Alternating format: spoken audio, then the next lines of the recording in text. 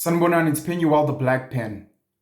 Yesterday, I released a video about struggling with access with my son, my second-born son, Uzulu. And I ended up having a conversation with someone close to me. And in that conversation, they were trying to figure out why is it that Black people seem to struggle so much with co-parenting? And why is it that Black people seem to struggle so much with this idea of having a parenting plan that they adhere to? And what I explained to this person, which I'm explaining to you now, is abantu abamnyama nabelungu are not the same. Black people and white people are not the same. White people have been living a white Western life for many generations. Black people in particular, Black Africans, are only now getting into a fully Western white way of living. How I explained it to this person was I was saying, when it comes to parenting issues, when it comes to children, for me, there are three categories in this country that particularly affect Black people. The first one is a village cultural way of life, which we'll call isintu, indlela yokuphila ngesintu. Then the middle, I'll call it ukuphila isilokishi, a township way of life and a township mentality. And then the third part is a suburban, Western, white way of living. We've got a situation where there are Black people who are still living very, very old school, like our forefathers before. So when it comes to things like getting married, having sex, having children, they still follow prescriptions of olden days. Intombazana ayikwazi ukulala nomfana ongamshadanga. Umfana akakwazi ukulala nentombazane engamshadanga. What that means is as soon as this boy and this girl decide to sleep together, both of them have violated their family prescriptions and their way of living.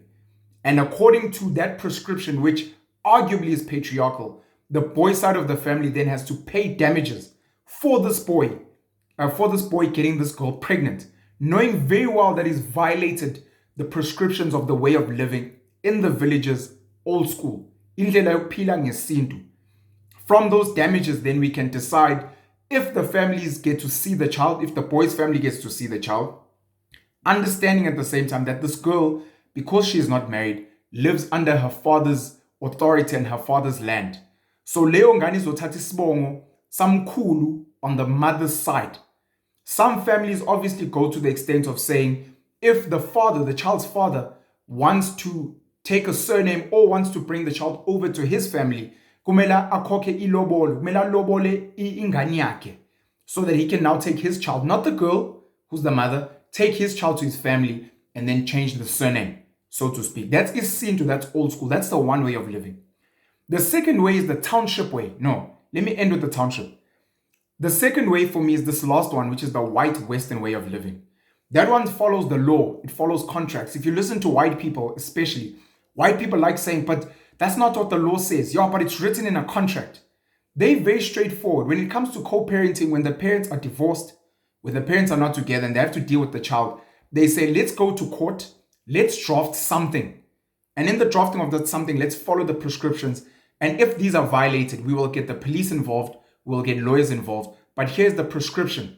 In the Western way of living, very much, the mother and the father are the ones that are the custodians of the child.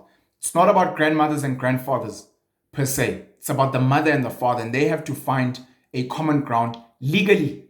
That's how it works in a Western way. And you follow these prescriptions and it's there and it's clear.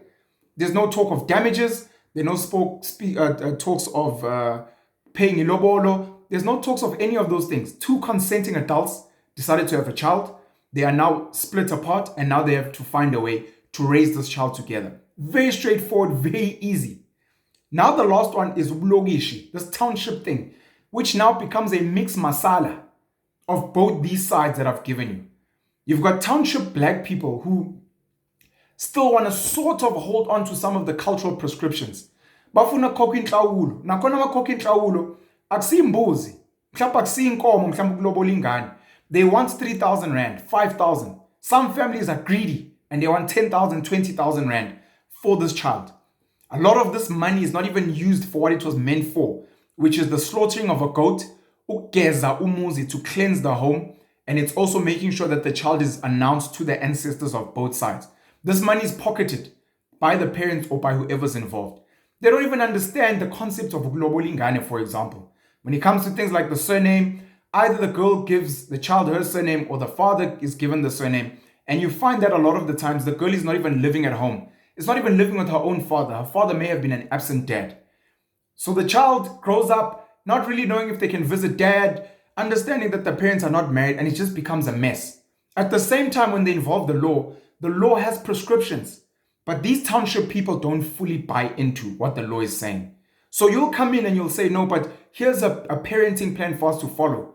Then your parents will come and say, no, kodwa, phela thina abantu abamnyama, we don't do things like this. So now it becomes a fucking mixed masala mess. And who ends up struggling or suffering at the end? It's the sad child.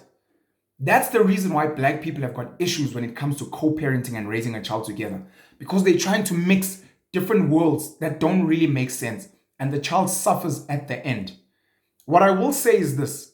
If you're out there and if you're intelligent, and especially if you're living a modern life, you need to take a step back and ask yourself fundamental questions about where you are. Number one, when you and this boy decided to sleep together consensually and have unprotected sex and fall pregnant and have a child, had you guys discussed your beliefs? Had both of you explained to each other that we're not meant to be sleeping together because we're not married? And the consequences of this is that both of us will have violated our family's prescriptions. Do we have an idea that after we have violated the family's prescriptions, who will have to pay what damages to who? And at what cost? Does the boy have a family that can come and speak to the girl's family? If not that, have you guys discussed the principles? Let's understand that us bringing a child into the world is us uniting either the two of us or uniting our families. If we're not uniting our families because we're not getting married, it doesn't necessarily make sense to bring the families to come and sit and speak about the child. Because you guys have agreed up front that you're not having a child to unite the families. It's just to unite the two of you as an example. From there, what then happens is you decide, are the families going to get involved if we have issues? If the families are not going to get involved, it's straightforward. If we disagree, we go to a family advocate's office, we sit with a mediator or a social worker, and that person advises us on what's best for us and for the child according to the Children's Act. Very straightforward. If we're getting the families involved, under what principles? Is it because families are happy to say, look, our children are not married, but we'd like to hold hands and work together to raise this grandchild of ours that's coming now? Then you guys can sit. But you guys had consensual sex violating your beliefs. Or take a step back and realize I am no longer cultural. Maybe I'm religious and I'm violating the church.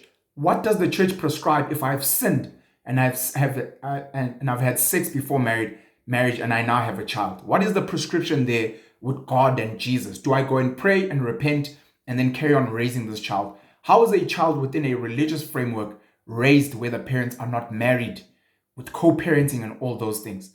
Take a step back and say, I'm not cultural, I'm not even religious. So now that we're deciding to have sex and we're deciding to have a child, why should we be discussing damages? Inhlawulo. Why are we discussing ilobolo? Why are we discussing families coming together even?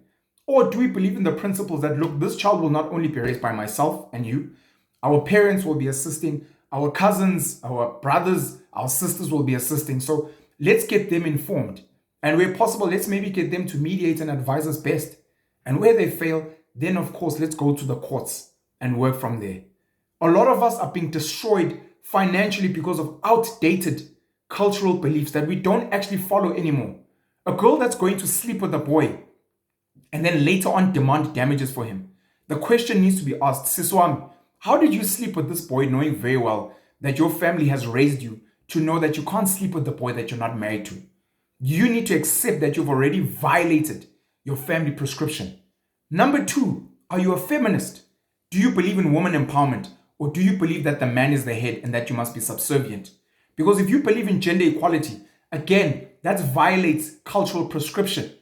Because you can't dictate to this boy what must happen. It's not going to come from you. It's going to come from your mom, your dad, the elders in your family.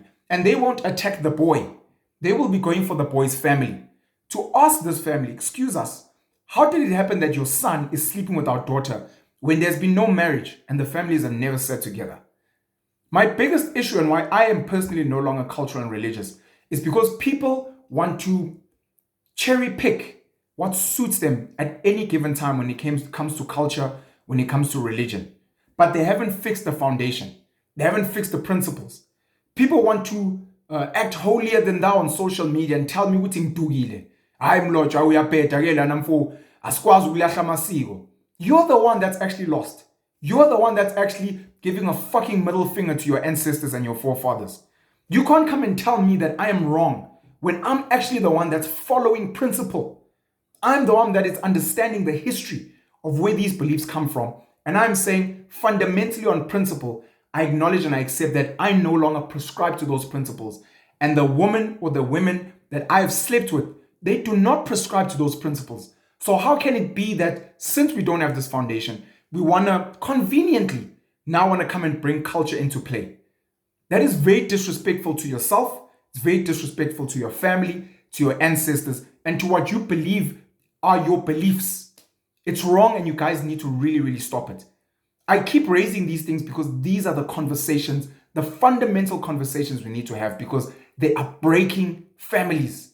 Children are being raised without their fathers present, particularly because you guys are holding on to oppressive, outdated systems that require money that the bulk of the country doesn't have.